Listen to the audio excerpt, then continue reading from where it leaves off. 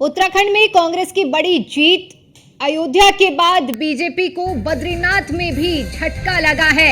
उपचुनाव में इंडी गठबंधन ने बड़ी जीत हासिल की है। 13 में से 8 सीटों पर गठबंधन की जीत हुई है। बीजेपी की हार से अब और सवाल उठने लगे हैं। आखिर धार्मिक नगरी में ही लगातार बीजेपी को हार का सामना क्यों करना पड़ रहा है, क्योंकि इससे पहले भी हमने देखा कि अयोध्या में जो नतीजे थे वो बीजेपी के खाते में नहीं गए। और ऐसे में अब जब बद्रीनाथ में उपचुनाव हुआ, बद्रीनाथ उपचुनाव में भी ये सीट बीजेपी के हाथ से चली गई। और ऐसे में अब बड़ा सवाल यही है कि आखिर धार्मिक नगरी में, धर्म नगरियों में ऐसा क्यों हो रहा है कि बीजेपी हार रही है, जबकि सनातन का मुद्दा किस तरह से हावी रहा है लगातार। चाहे बात अयोध्या की जब हम करते हैं तो इसी साल प्राण प्रतिष्ठा हुई थी, भव्य राम मंदिर बनकर तैयार हुआ था।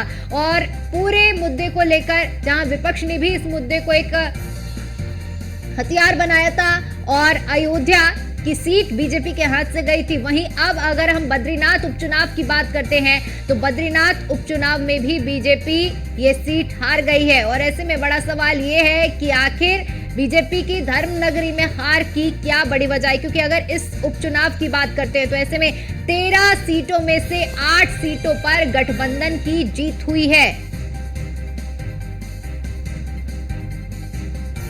तो उपचुनाव में इंडी गठबंधन ने बड़ी जीत हासिल की है और इस उपचुनाव में जो 13 सीटों में हुआ था, ऐसे में 8 सीटें जो कि इंडी गठबंधन के खाते में गई हैं। वहीं बीजेपी को बद्रीनाथ में झटका लगा है। वहीं इसी पर ज्यादा जानकारी के साथ हमारे ब्यूरो चीफ सुदीप जैन हमारे साथ जुड़ चुके हैं। सुदीप, देखिए, बद्रीनाथ की हार ने जहां एक और बीजेपी को बड़ा झटका दिया है, तो वहीं दूसरी तरफ सवाल भी खड़े कर दिए हैं कि आखिर ऐसी क्या वजह है कि अब धार्मिक नगरियों में बीजेपी को हार का सामना करने पड़ रहा है। पहले अयोध्या और अब बद्रीनाथ। अयोध्या बद्रीनाथ के बाद ये केदारनाथ की भी बारी है, क्योंकि केदारनाथ की विधायिका पहला रानी रावत का निधन हो चुका है और केदारनाथ में भी अगले 3 माह के भीतर विधानसभा के उपचुनाव कराने पड़ेंगे। ये संवैधानिक बाध्यता भी है। अब जहां तक हार की बात है, बद्रीनाथ उपचुनाव को कांग्रेस ने बहुत सहजता से लिया, स्थानीय व्यक्ति पे भरोसा किया और दल बदल के फार्मूले से दूर रही और कांग्रेस संगठन के कार्यकर्ताओं से लेकर बड़े नेता एकजुट होकर चुनाव लड़े। मैं पहले दिन से एक बात कह रहा हूँ कि राजेंद्र भंडारी का अपनी विधानसभा ही नहीं, जिले में बड़ा विरोध है। पहले कांग्रेस में रहे, इन्हीं की पत्नी जिला पंचायत अध्यक्ष रही, आर्थिक भ्रष्टाचार और कई मामलों में हटाई गई, दोबारा हाईकोर्ट से बहाल होके आई। अंदर खाने उनके खिलाफ एक माहौल था। दूसरा, लोकसभा चुनाव में जब वो भाजपा गए, उसी वक्त कांग्रेसी एकजुट हो गए थे कि यही वक्त है जब राजेंद्र भंडारी के खिलाफ माहौल बन सकता है और उनके रहते किसी दूसरे का नंबर नहीं आना, जैसा कि राजनीतिक रूप से होता भी है। लोग, हर व्यक्ति अपना स्थान, हर व्यक्ति अपने आप को एक मौका चाहता है। तो बद्रीनाथ उपचुनाव में कांग्रेस के पक्ष में स्थितियां इसलिए भी फेवरेबल रही क्योंकि जो प्रत्याशी लखपत बुटोला वो बहुत सहज सरल सौम्य व्यवहार के हैं, जिला पंचायत सदस्य रहे, इलाके में उनकी अच्छी पकड़ है और छवि बहुत सरल है। पहाड़ में सामान्य तौर पर सरल छवि वाले नेता अधिक पसंद किए जाते हैं, लोग उन्हें पसंद करते हैं। बद्रीनाथ विधानसभा को लेकर, चुनाव को लेकर भारतीय जनता पार्टी ने रणनीति तो बहुत बड़ी बनाई थी, परंतु यदि हम वोटों के अंतर को देखें, ये 5000 से अधिक वोटों से जो भाजपा हारी है, ये बताता है कि वहां की जनता मन बना चुकी थी राजेंद्र भंडारी के खिलाफ, ना कि भारतीय जनता पार्टी के खिलाफ। दूसरा, राजेंद्र भंडारी की हार के पीछे कहीं ना कहीं कुछ आंतरिक कला राजेंद्र भंडारी के साथ भी है, जो इस हार की वजह जानकार बताते हैं। तो जहां तक अयोध्या की बात है, अब बद्रीनाथ की बात हुई और अब केदारनाथ में क्या होगा ये देखना और भी दिलचस्प होगा। हालांकि कांग्रेस ये कह रही है बद्रीनाथ के बाद अब केदारनाथ की बारी है। बिल्कुल, क्योंकि आपने जिस तरह से जिक्र किया कि बद्रीनाथ के बाद अब केदारनाथ की बारी है, कई बड़े सवाल इस हार ने खड़े कर दिए, क्योंकि पहले लोकसभा चुनाव के जो नतीजे रहे और अब इन उपचुनाव में जिस तरह से हमें नतीजे देखने को मिले हैं, ऐसे में एक बड़ा सवाल ये भी है, क्योंकि ये फैसला जो लिया गया इंडी गठबंधन का एक साथ एक बार फिर से उपचुनाव में भी एकजुट होना बहुत बड़ा संदेश दे गया, क्योंकि 13 में से 8 सीटें इंडी गठबंधन के खाते में गई हैं। सुदीप, मैं पहले भी इस बात को कह चुका हूं कि लोकसभा चुनाव के बाद विपक्ष के इच्छानुरूप जो परिणाम आया, विशेषकर उत्तर प्रदेश में, उससे विपक्षी दल बहुत बूस्ट हुए। कांग्रेस में सबसे ज्यादा बूस्टअप हुआ और कांग्रेस तो ये भी कहती है कि लोकसभा में जिस प्रकार से राहुल गांधी सत्ता पक्ष को ललकार रहे हैं, चुनौती दे रहे हैं। ठीक लड़ रहे है, हैं ठीक है मुद्दों सुदीप, पर। आपका रुख करेंगे, लेकिन इससे पहले आपको सुनवा देते हैं कि उत्तराखंड के कांग्रेस अध्यक्ष करण मारा का क्या कुछ कहना है, सुनिए। रोजगार की बात करने लगे हैं। लोग समझ गए हैं कि केवल हमको लॉलीपॉप दिए जा रहे हैं, इसीलिए भगवान राम ने संदेश दिया अयोध्या से, खुद अयोध्या हारे और 6 सीटें अगल बगल की और हराई, और आज बद्रीनाथ भगवान ने इनको हराने का काम किया है। अब केदारनाथ की बारी है। बद्रीनाथ एक झांकी है, केदार अभी बाकी है। रोजगार की बात करने लगे हैं। लोग समझ गए हैं कि केवल हमको लॉलीपॉप दिए जा रहे हैं, इसीलिए भगवान राम ने संदेश दिया अयोध्या से, खुद अयोध्या हारे और 6 सीटें अगल बगल की और हराई, और आज बद्रीनाथ भगवान ने इनको हराने का काम किया है। अब केदारनाथ की बारी है। बद्रीनाथ एक झांकी है, केदार अभी बाकी है। रोजगार की बात करने लगे हैं।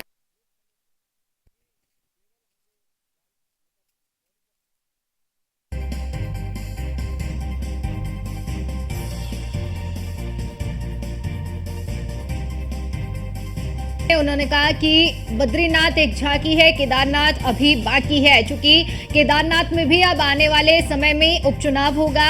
केदारनाथ की विधायक जिनका निधन हो गया हो, और ऐसे में अब केदारनाथ की सीट भी खाली हो गई है। और जिस तरह से आज की जीत है, एक ये डबल मोटिवेशन दे गया जिस तरह से कांग्रेस ने जीत दर्ज की है। क्योंकि इससे पहले जिस तरह से हमने देखा कि अयोध्या का जो नतीजा रहा है वो विपक्षी गठबंधन के खाते में गया, और उसके बाद फिर बात बद्रीनाथ की आज के उपचुनाव की करते हैं तो बद्रीनाथ की सीट भी कांग्रेस के खाते में गई है। और ऐसे में अब केदारनाथ की तैयारी में जुट चुकी है विपक्षी दल, और नारे भी दिए जाने लगे हैं। लेकिन बहुत बड़े सवाल अपने आप में खड़े हो रहे हैं इस जीत के बाद कि आखिर जो विपक्षी एकता है वो कितना डेंट अभी और पहुंचा सकती है भारतीय जनता पार्टी को।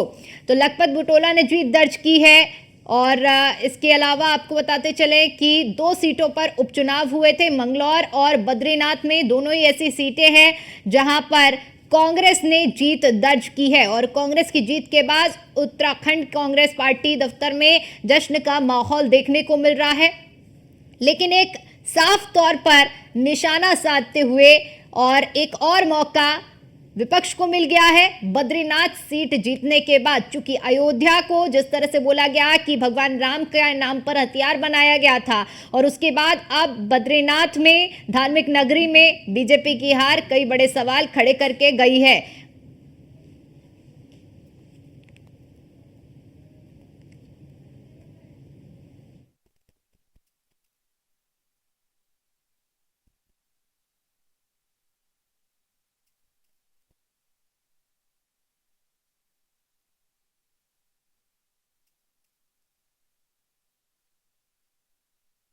लखपत बुटोला जो कि जीते हैं बद्रीनाथ विधानसभा उपचुनाव, और इसके अलावा मंगलौर विधानसभा उपचुनाव जिसमें काजी मोहम्मद निजामुद्दीन ने जीत दर्ज की है। दोनों ही कांग्रेस पार्टी के प्रत्याशी थे, और ऐसे में दोनों ही प्रत्याशियों ने जीत दर्ज की है। तो बद्रीनाथ विधानसभा सीट से लखपत बुटोला ने जीत दर्ज की है, और मंगलौर से काजी मोहम्मद निजामुद्दीन ने जीत दर्ज की है। ये दोनों ही उपचुनाव में जीते हैं, और ऐसे में अब कांग्रेस पार्टी में और कांग्रेस दफ्तर के बाहर जश्न का माहौल देखने को मिल रहा है।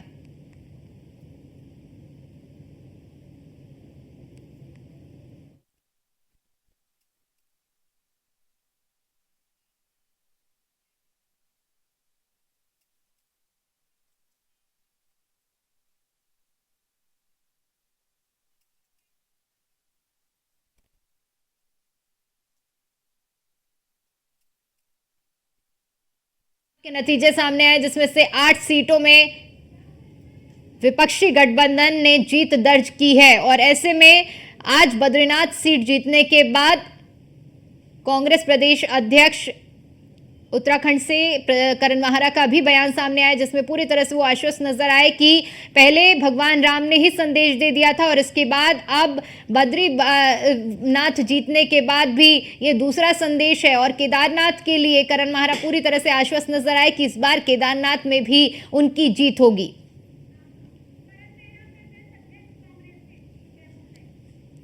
और हमारे साथ करण माहरा प्रदेश अध्यक्ष हैं उत्तराखंड से जुड़ चुके हैं। करण जी, सबसे पहले तो आप लोगों को बहुत बहुत बधाई 2 सीटों पर उपचुनाव जीतने के लिए उत्तराखंड में।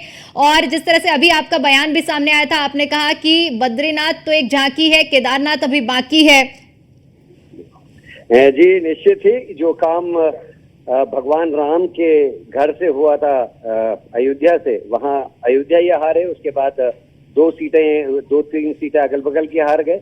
आज भगवान बद्रीनाथ ने उत्तराखंड की देवभूमि से इनको हराया है, क्योंकि केदारनाथ बाबा में 223 किलो की सोने की चोरी हम लोग लगातार उठा रहे हैं। सनातन धर्म के नाम से राजनीति करने वालों ने उसमें जांच तक नहीं बैठाई।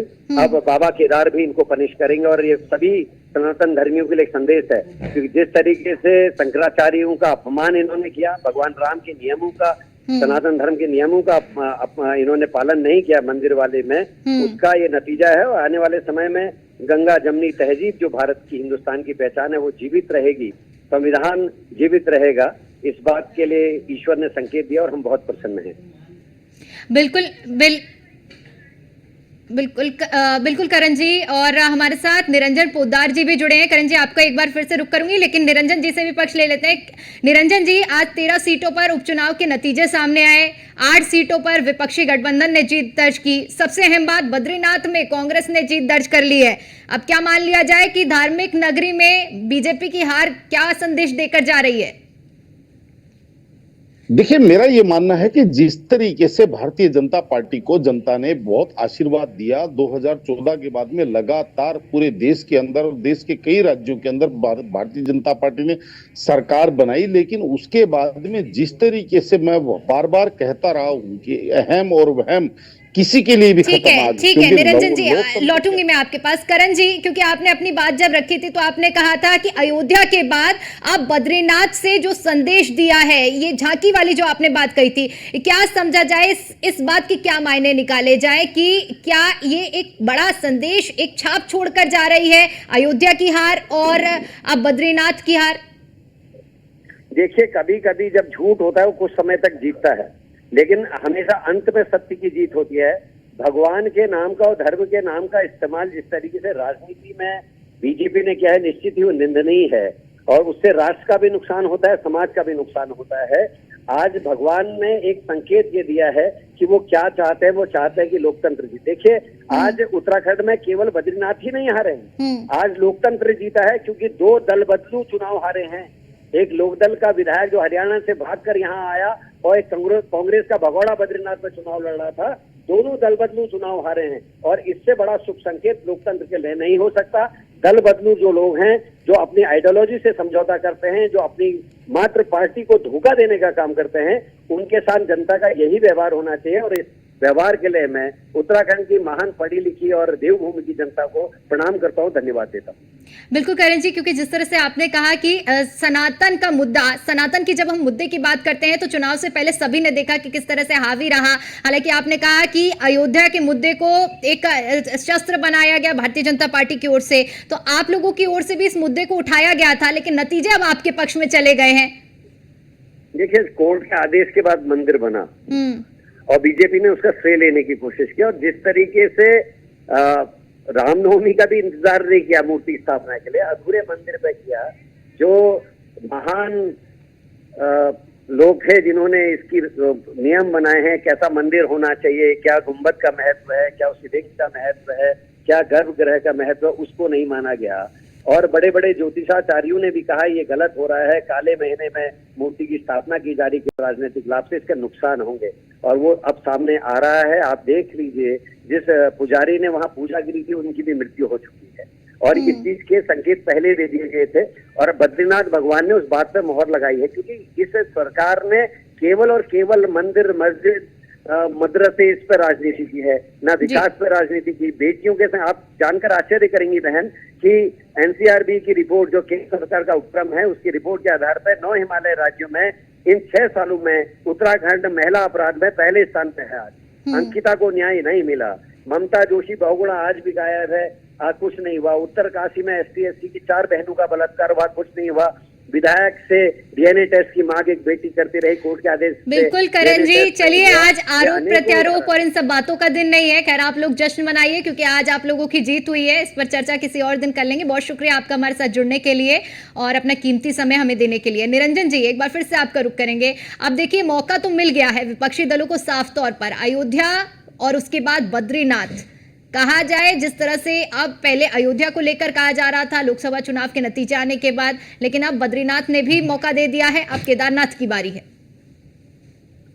देखिए दीपिका जी, निश्चित रूप से भारतीय जनता पार्टी की केंद्रीय नेतृत्व को एक चीज समझनी पड़ेगी और वो ये है कि केवल वो ये सोच रहे हैं कि सनातन धर्म या सनातन की बात करके वो चुनाव जीतते रहेंगे, निरंतर चुनाव जीतते रहेंगे। क्योंकि हमारे यहाँ जो हिंदू समाज है, भैया यूं कहें कि इस देश के जो बहुसंख्यक समाज है, वो केवल एक ही चीज इसके पीछे लामबंद नहीं होता। जैसे मुस्लिम समाज लामबंद होता है कि हमें केवल इस्लाम चाहिए, बाकी का सब कुछ, बाकी चाहे हमें हमारी बस्तियों के अंदर खड़ंजे ना बने, हमारी बस्तियों में रोडे ना बने, हमारी बस्तियों में स्कूल ना बने, हमारी बस्तियों के अंदर हॉस्पिटल ना बने, लेकिन केवल हमें अपीजमेंट की राजनीति चाहिए। तो हिंदू समाज में कहीं ना कहीं वो अपीज केवल मतलब निरंजन जी, क्या अब रणनीति बदलने की जरूरत आ गई है? क्या अब बदलाव की जरूरत है अगर भारतीय जनता पार्टी को एक बार फिर से सत्ता में काबिज रहना है, या अगर हाल ही में आने वाले उपचुनाव को, क्योंकि उत्तर प्रदेश में फिर से उपचुनाव होने वाले हैं, तो रणनीति में बदलाव की बेहद जरूरत नजर आ रही है? निश्चित रूप से दीपिका जी, मैं बार बार एक ही बात कह रहा हूं कि जब भी डिबेट होती है मैं बहुत बार कहता हूं कि अहम और वहम किसी भी राजनीतिक दल के लिए खतरनाक होता है। लेकिन अभी भारतीय जनता पार्टी की समस्या ये है कि उनका वहम तो निकल गया, लेकिन अहम अभी भी कहीं ना कहीं उनके अंदर बचा हुआ है। और इसी वजह से जिस तरीके से प्रत्याशियों का चयन होता है, उसको जिस तरीके से ला करके लोगों को ऊपर बैठा दिया जाता है, लेकिन वहां के कार्यकर्ताओं की भी अनदेखी की जाती है, तो इसी का परिणाम होता है। भारतीय जनता पार्टी का जो कार्यकर्ता है वो उसका रक्त बीज है। और हमारे यहाँ कहा जाता है कि समझदार किसान वो है जो अपने बीज मंत्र को सुनता है, अपने बीज मंत्र को पहचानता है और बीज मंत्र को जानता है। लेकिन भारतीय जनता पार्टी ने कहीं ना कहीं उस बीज की अनदेखी की है, और वो बीज है उसका कार्यकर्ता जो घर घर तक जाता है। और बिल्कुल निरंजन जी, मंथन की अब बेहद जरूरत है। हालांकि आज एक तरफ जश्न है तो अब दूसरी तरफ मंथन का दौर जरूर शुरू होना चाहिए। बहुत शुक्रिया आपका हमारे साथ जुड़ने के लिए और जानकारी के लिए।